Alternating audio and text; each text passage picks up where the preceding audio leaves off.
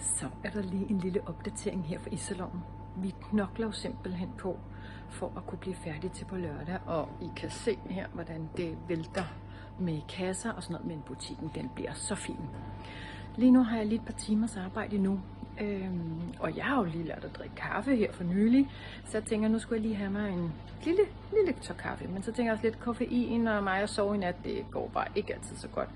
Så jeg har været så heldig, at jeg har fundet et godt alternativ. Jeg har nemlig fundet det, der hedder Cofree, og derfor så er jeg lige gået op i butikken. Så nu skal jeg lige have mig en lækker tår kaffe, sådan så at jeg lige kan klare et par timer, og jeg faktisk føler, at jeg får lidt power på batterierne, og at jeg kan alligevel forkæle mig selv lidt.